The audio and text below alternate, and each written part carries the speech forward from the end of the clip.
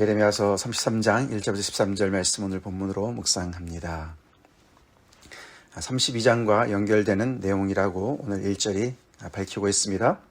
예레미야는 아직도 시위대 뜰에 갇혀 있는 상황이고 여호와의 말씀이 한 번 임했는데 오늘 두 번째로 임해서 오늘 내용이 진행된다, 이렇게 얘기를 하고 있습니다. 그 첫 번째 말씀은 우리가 살펴봤지만 하나님께서 정말 그 밭을 사라고 말씀을 하시고, 그렇죠. 그 다음에 그가 기도하는 것에 대해서 하나님께서 어떻게 정말 이 백성들을 하나님께서 그런 불가능이 없으신 하나님께서 그들을 심판하실 것인지, 또 그런 또 그 능력으로, 똑같은 능력으로 그들을 어떻게 회복하실 것인지 32장에서 말씀을 해주셨는데, 두 번째 말씀은 과연 어떤 말씀일까? 오늘 조금 전에 우리가 읽어봤지만 같은 맥락의 말씀을 하시는데 조금 다른 그런 또 내용으로 채워지고 있죠.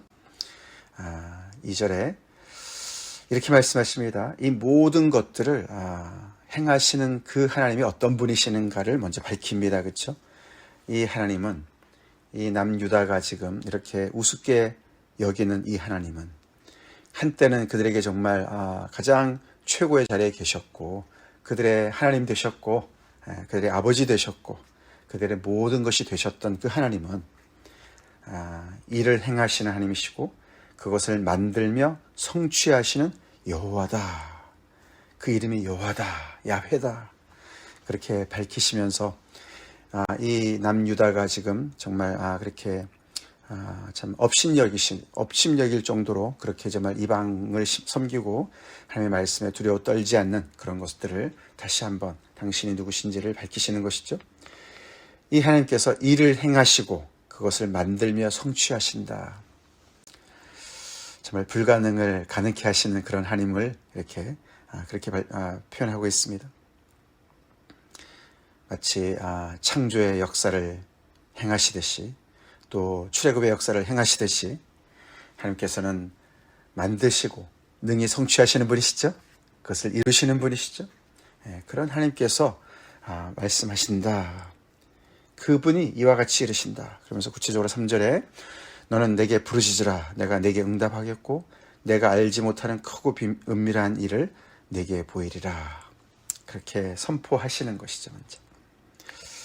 이런 하나님이시니까, 그렇기 때문에 내게 부르짖으라. 우리 오늘 하나님 앞에 부르짖으러 나왔습니다. 아멘. 이런 하나님께 부르시는 겁니다. 그렇죠? 이런 하나님이시기 때문에 일을 행하시고 그것을 만들고 성취하시는 분이시기 때문에, 불가능이 없으신 분이시기 때문에 그분 앞에 우리가 나와서 부르짖어야 되는 것이죠.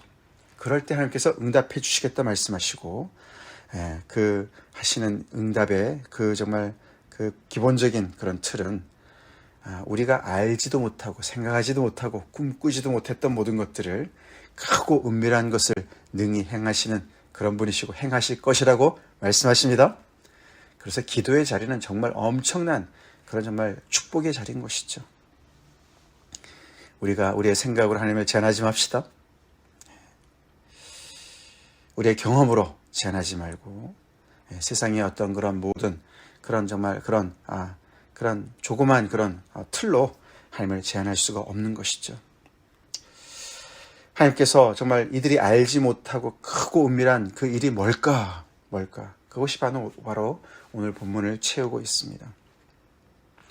현실로 봤을 때는 불가능하게 보이는 것들, 이미 다 끝난 것 같고 죽은 것 같고, 그렇죠? 그런 상황인데, 심지어는 지금 현재 상황 속에 하나님께서 우리를 심판하시고 우리를 버리신 것 같은 상황일지라도 그것을 반전시킬 수 있는 분인 줄로 믿습니다.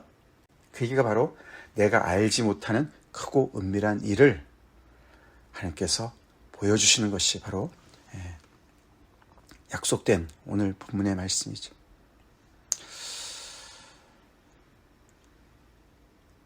그래서 알지 못하는 크고 은밀한 일이 벌어지는 일들을 하나님께서 말씀하시는데, 그 일을, 은밀한 일을, 크고 은밀한 일을 행하시는 그 배경이 있습니다.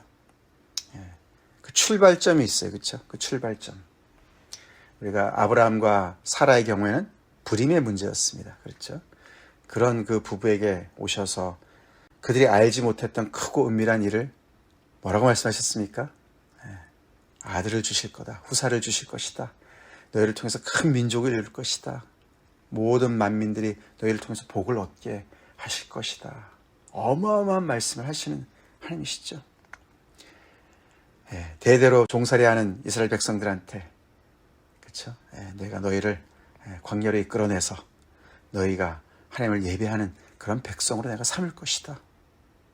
하나님이 역사하시는 그런 그 출발점은 이렇게 암담한 현실이죠. 이들에게 있어서도 비슷했습니다. 4절부터 5절까지의 그 암담한 현실이 나오는데 어떤 현실이었습니까? 지금 갈대아인들이 쳐들어와서 지금 금방 이제 성이 함락할 것 같으니까 온 수단과 방법을 다해서 그것을 맞서서 싸웠지만, 그러나 이 모든 것들의 출발점은 하나님의 노여움과 분함 때문에 시작된 거기 때문에 그 누구도 막을 수가 없었습니다. 그렇죠? 무슨 장사로 그저 하나님의 역사를 막겠습니까? 그렇죠? 그래서 우리가 흔히 그런 말 합니다. 그렇죠? 하나님께서는 흥하게도 하시지만 망하게도 하시죠. 그것을 막을 장사가 없습니다. 지금 이스라엘 백성들한테 임박한 그 운명이 바로 그것이었습니다. 하나님의 노여움과 분함으로 말미암아 그들에게 임박한 이 심판이었기 때문에 그들은 무슨 수를 써서도 그것을 막을 수가 없었어요.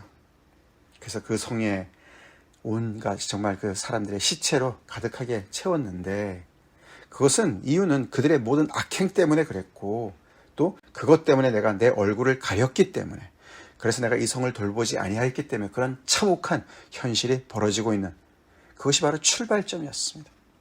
다 끝난 거죠. 그렇죠? 이것은 하나님의 어떤 언약적인 하나님의 언약의 하나님으로부터 완전히 버림을 받은 상황 아니겠습니까? 그렇죠? 그러니까 그들은 정말 의지할 데가 갈 곳이 없었어요. 갈 곳이 없었습니다. 그들이 의지했던 우상한테 갔어야죠. 그렇죠? 우상이 헛개비인데 무슨 도움이 되겠습니까? 다 끝난 거예요. 그렇죠? 하나님으로부터 끝난 겁니다. 하나님을 등을 돌린 자들이기 때문에 여기서 나의 얼굴을 가리어, 이게 포인트죠. 오늘 말씀에 하나님께서는 이들을 광야에서 이끌어내실 때에 제사장 아론이 그렇게 기도하게 하셨어요. 그렇죠? 우리가 신명기 6장에 보시면은 제사장의 축복의 기도가 나오지 않습니까? 여호와는 내게 복을 주시고 너희에게 복을 주시고 너희들을 지키기를 원하며, 여호와는 그의 얼굴을 내게 비추사 은혜 베푸시기를 원하며, 여호와는 그 얼굴을 내게로 향하여 드사 평강 주시기를 원하노라. 이렇게 기도해라. 그러면 내가 나의 완전한 임재로 그들을 보호하고 그들을 정말 다스리고 그들을 인도할 거다. 그들을 지킬 거다. 지난번에 우리 현주 집사님 그 고모부 우리 선교사님 그때 축복 기도하실 때 이 부분을 인용하셔서 기도하셨죠. 하나님의 얼굴, 주의 얼굴, 하나님의 얼굴은 하나님의 풍성한 임재를 나타내는 것입니다. 마치 태양과 같은 것이죠. 그렇죠? 예. 그래서 태양이 그들에게 생명을 주듯이 정말 우리에게도 생명의 정말 그런 빛을 주지 않습니까? 그래서 이스라엘은 그 하나님께서 정말 하나님이 안 계시면 태양이 사라지는 것과 마찬가지 그런 정말 관계였습니다. 이건 굉장한 어떤 그런 인격적인 관계를 나타내는 것입니다. 근데 이렇게 대놓고 그 하나님을 대적하고 불순종하기 때문에 결국은 하나님의 정말 분노를 촉발하게 되고 하나님의 얼굴을 하나님께서 가릴 수밖에 없었던, 그렇죠? 그런 상황이 되었기 때문에 정말 그냥 자연스러운 수순이죠. 그래서 외세가 침략해서 이렇게 완전히 정말 망한 이런 백성들, 그런 사람들, 그런 현재 그런 현실에 대해서 하나님께서 현실을 향해서 너가 나한테 부르짖어. 지금 부르짖을 수밖에 없는 상황이에요. 그렇죠? 망했는데 아무런 정말 의지할 데가 없고 갈 곳이 없으니까 부르짖을 수밖에 없죠. 그러면 내가 외면할 거야 이러셔야 될 것 같은데, 그렇죠? 내가 응답하겠어. 하나님의 진심이 어디 있는지 우리가 알 수 있어요. 그렇죠? 하나님은 정말 뭐라 그러죠? 그런 거를 뭐 벨이 없나 뭐 이런 말 하잖아요. 그렇죠? 이런데도 어떻게 또다시 그를 용서하시는지 모르겠습니다. 그렇죠? 너희들이 정말 뉘우치고 부르짖기만 하면 너네가 아무리 나를 배신했어도 내가 다시 너희를 품을 거야. 그런 말씀 하시는 거죠. 내가 내게 응답하고 너의 현실은 이렇지만 너네가 상상도 못하는 그런 크고 은밀한 일을 내가 다시 계획할 거야. 그렇게 말씀하시는 거예요. 우리 하나님의 이 긍휼하심 앞에 우리 겸손히 무릎을 꿇읍시다. 우리의 부족함 때문에, 우리의 불순종 때문에 혹시라도 우리가 하나님의 임재로부터 멀어졌다면 우리 그 자리에서 꼬꾸라져서 하나님 앞에 회개하고 부르짖읍시다. 돌아옵시다. 기도합시다. 그렇게 내가 돌보지 아니하였는데 그러나 보라, 그렇게 나오죠. 6절에 반전이 나타납니다. 그러나 보라, 내가 어떻게 크고 은밀한 일을 행할지를 너희가 보라. 다 죽은 것 같은 이 현실 속에서 내가 새 일을 행할 거야 말씀하십니다. 하나님의 그 능력으로 행하실 수 있죠? 일을 행하시는 분이시고 그것을 만들며 성취하시는 여호와시기 때문에, 무에서 유를 창조하시는 분이시기 때문에, 없는 자도 있는 것처럼 불러내시는 그런 하나님이시기 때문에 하나님 말씀 능력이 있습니다.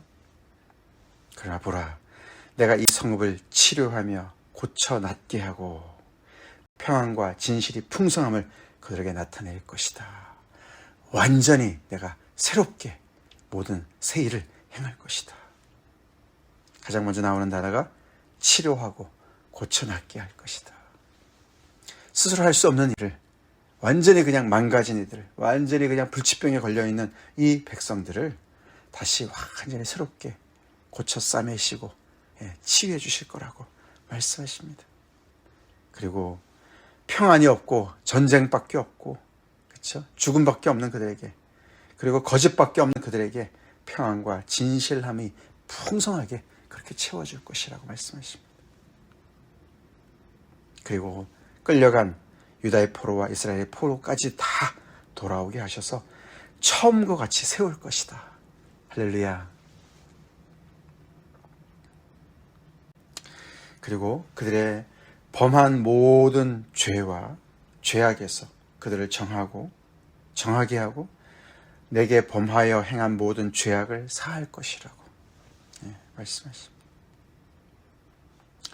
잿물로도 씻어지지 않는 그들의 그 모든 그 죄악을 하나님께서 이렇게 정하게 하시고 사하도록 용서하실 것이라고. 그렇게 해서 이 성읍이 세계 열방 앞에서 정말 웃음거리가 되었고 수치가 되었었는데 나의 기쁜 이름이 될 곳으로 다시 이렇게 기쁜 이름으로 영광과 찬송이 되게 하나님께서 다 회복시켜 주실 것을 말씀하십니다. 그래서 이 구경거리가 됐던 이들을 이렇게 새롭게 하셨기 때문에 그들이, 열방이 그걸 보고서 깜짝 놀랄 것이다. 그들은 내가 이 백성에게 베푼 모든 복을 들을 것이요, 내가 이 성읍에 베푼 모든 복과 모든 평안으로 말미암아 두려워하며 떨리라. 그걸 보면은 열방이 계속 지켜보고 있었어요. 그렇죠? 이 이스라엘 백성들을 지켜보고 있었습니다. 하나님을 멀찍이 바라보면서, 그 백성들을 바라보면서 결국은 하나님을 생각하는 것이죠. 그렇죠? 하나님이 어떻게 무슨 일을 하시나. 처음에 그들이 정말 멸망할 때는 하나님에 대해서 의심도 있었지만 이 모든 것을 회복시킬 때, 하나님께서 시키실 때에 정말 그 하나님께 너무나 두려워 떨 것이다.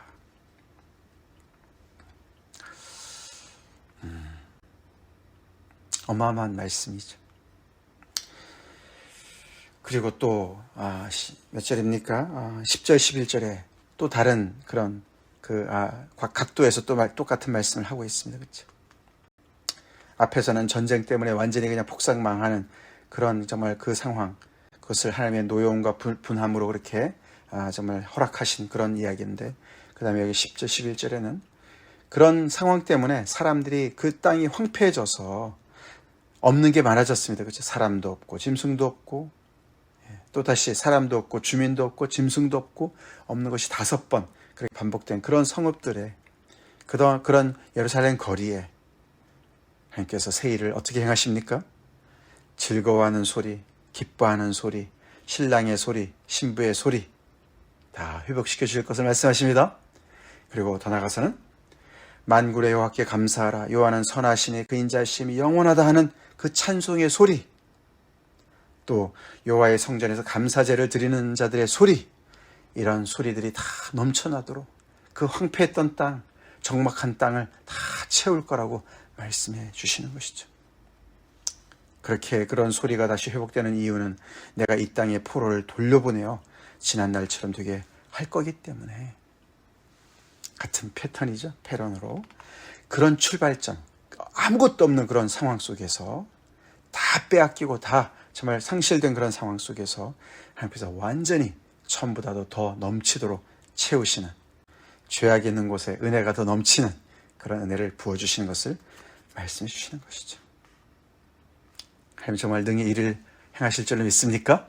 이런 분이신 줄로 믿습니까? 그러면 우리가 부르짖읍시다. 그렇게 부르짖게 되는 것이죠. 만군의 여호와께서 이와 같이 말씀하시니라. 12절에 또 이제 비슷한 얘기가 나오죠. 황폐하여 사람도 없고 짐승도 없던 이곳과 그 모든 성읍에 다시 목자가 살 곳이 있으리.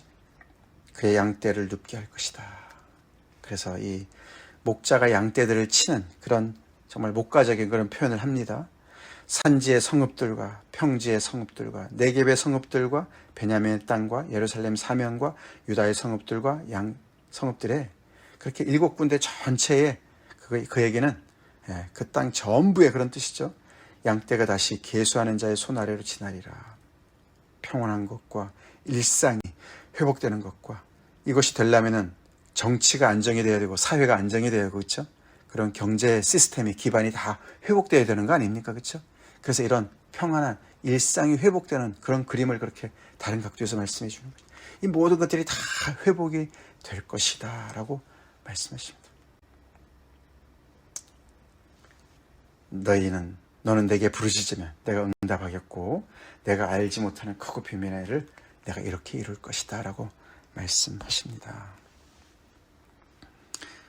이 일을 능히 행하시는 분이 우리 아버지십니다. 아멘. 우리 하나님이십니다.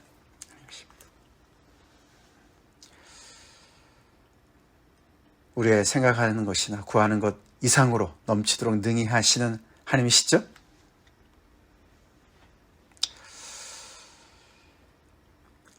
이 이야기를 시위대 뜰 안에 갇혀있는 예레미야에게 다시 한번 말씀을 하셨다는 것입니다. 현실은 시위대 뜰 안에 갇혀있는 예레미야고 지금 망해가는 남유다입니다.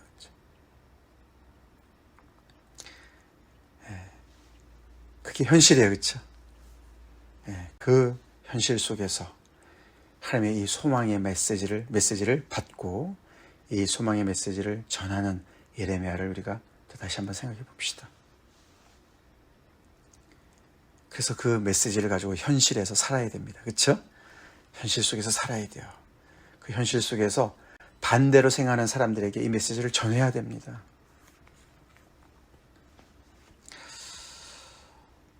정말 엄청난 고통과 그런 박해 가운데 있지만 예레미야는 이런 소망의 메시지를 품고 있는 사람입니다. 그래서 그 현실을 감당할 수가 있었습니다. 우리도 엄청난 소망의 메시지를 품고 있는 사람들입니다. 아멘. 그렇습니다. 새하늘과 새 땅을 하나님께서 이루실 것을 믿는 사람들이죠. 아멘. 요한계시록의 마지막 그 피날레를 하나님께서 이루실 것을 우리가 믿는 사람들 아닙니까? 예수 그리스도의 십자가와 부활로 말미암아 이미 영생을 품고 사는 사람들 아닙니까? 잠자는 자들의 첫 열매가 되셔서 우리 또한 그 부활에, 정말 육체의 부활에 정말 우리가 임할 것을 우리가 믿고 살아가는 사람들 아닙니까? 그래서 우리가 감당치 못할 현실이 없는 줄로 믿습니다. 그 속에서도 계속해서 우리는 이 변치 않는 메시지를 증거하면서 살아야 되죠. 이런 엄청난 일을 행하실 수 있는 하나님 앞에 우리는 상상력이 열려서 어떠한 현실 속에서도 계속해서 부정적으로 생각할 것이 아니라 그 속에서도 새 일을 행하실 수 있는 하나님을 우리가 정말 바라보고 부르짖어야 될 줄로 믿습니다. 오랫동안 된 정말 그 지병으로 고생하는 그런 많은 사람들 위해서 우리가 기도하고 있습니다. 교회에 정말 여러 가지 새로운 역사를 위해서 기도하겠습니다. 우리 한 사람 한 사람의 구원을 향해서 정말 구원을 향해서 우리가 부르짖고 있습니다. 하나님께서 새 일을 행하실 수 있습니다. 아멘? 그렇죠? 예, 우리가 알지 못하고 우리가 생각지도 못한 방법으로 하나님께서 크고 은밀한 일을 행하실 수 있음을 우리가 믿고 우리가 기도합시다. 그게 기도하는 자리예요. 그래서 기도하는 사람은 누구도 막을 수가 없어요. 이길 수가 없어요. 아까 제가 말씀드렸잖아요. 하나님은 망하게도 하시고 흥하게도 하시는 분이시고 아무도 그것을 막을 수가 없습니다. 근데 하나님은 이유가 없이 그냥 하나님의 변덕스럽게 하시는 거 아니에요. 그렇죠? 우리는 이유를 잘 알아요. 그래서 하나님께서 능력으로 행하시는 그 일을 그 앞에 우리가 이 하나님의 얼굴 빛을 우리가 사모합시다. 하나님과의 그런 인격적인 관계를 사모하고 하나님의 그 임재 앞에 정말 살기를 원하고 하나님의 임재 앞에 가기를 원하고 그렇게 우리에게 은혜를 베푸시는 하나님께 감사하고 겸손하게 그 은혜 자리를 잘 지킵시다. 교만하지 말고 오만해지지 말고 그래서 이들처럼 이렇게 하나님에게 정말 내침을 당하는 우리 하나님 그런 일 하실 수 있는 분이세요. 그렇죠? 징계하실 수 있는 분이세요. 하나님의 이 어미하심 우리가 정말 너무나 가볍게 생각해서 하나님을 만홀히 여겨서는 안 되죠. 두렵고 떨림으로 우리의 구원을 이룹시다. 은혜 자리를 지킵시다. 그렇게 하나님 앞에 계속 기도해서 하나님의 역사를 계속 정말 우리가 역사를 행하시는 그 일에 우리가 동참하고 그 일에 쓰임받는 우리가 될 수 있도록 기도합시다. 다 같이 기도하겠습니다. 하나님 감사합니다. 너는 내게 부르짖으라. 내가 내게 응답하겠고 내가 알지 못하는 크고 은밀한 일을 내가 행할 것이다. 하나님 이 말씀 우리가 오늘도 마음에 새깁니다. 그래서 평생 주의 얼굴을 구하며 주의 임재 앞에 살고 주님의 놀라운 역사를 꿈꾸며 살아가길 원합니다. 우리의 삶 속에서도 놀라운 새 일을 능히 행하실 수 있는 하나님을 바라보며 우리가 오늘도 부르짖습니다. 아버지 역사하시옵소서.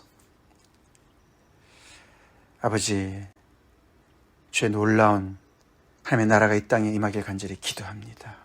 우리의 심령에 우리 주변에 우리 교회에 우리의 모든 아버지 기도하는 모든 사람들이 이 사회에 아버지 임하길 간절히 기도합니다.